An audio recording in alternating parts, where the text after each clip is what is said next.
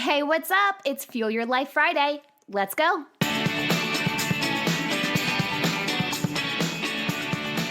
Okay, so I missed International Podcast Day back in September, but by golly, I am not going to miss National Podcast Month.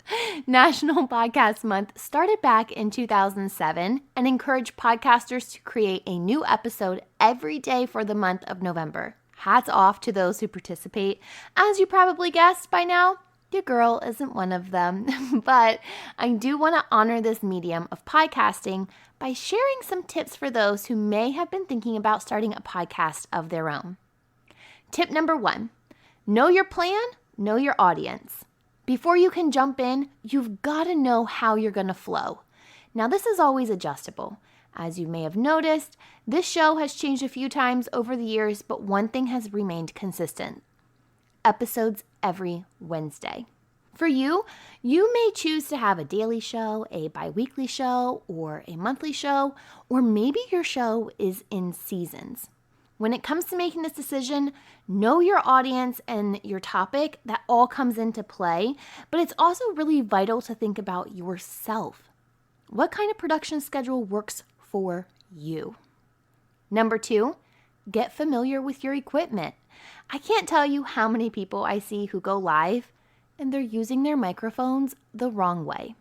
Some microphones, you speak into the front of them, while the others, you speak into the top. Some are from the side.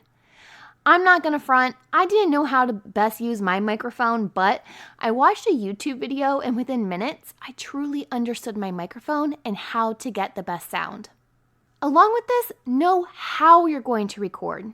If you're just doing solo episodes, many computers have built-in programs. My Mac has GarageBand and QuickTime, both of which I use to record depending on my needs. Editing, I think, is super simple, but I'm also not the person spend hours upon hours editing out every single or white space. I know tons of other podcasters do, and that's okay. That's for them.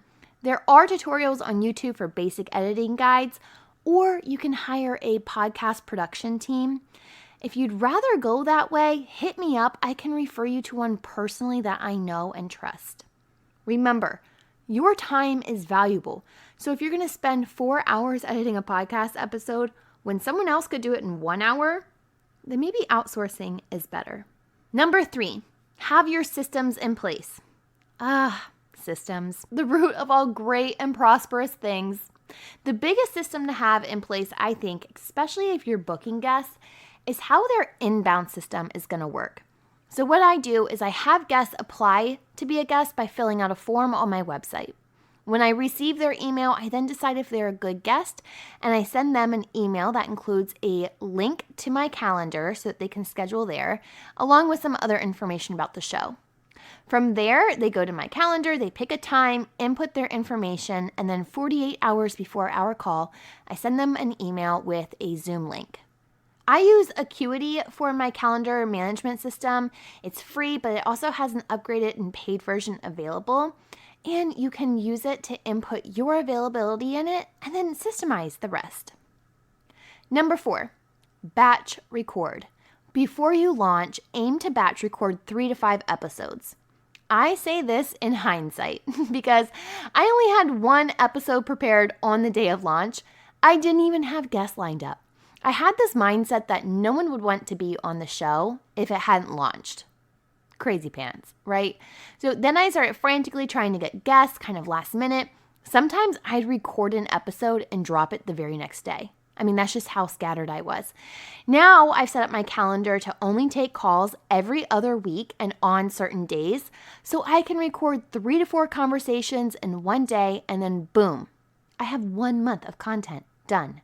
Now, I aim for conversations to be scheduled about 4 to 8 weeks out from their launch time, but when you're just starting off, just have some pre-recorded. I'm telling you, even if your show hasn't launched, telling guests that they'll be on the first season is going to pump them up, and they'll probably be really excited to help you start and share this podcast. Last tip number 5, join a podcast group. Podcast groups are on Facebook, and they're amazing for networking with other podcasters, sharing your episodes to reach new audiences, and even gaining aligned guests. She Podcasts is one of my favorite groups.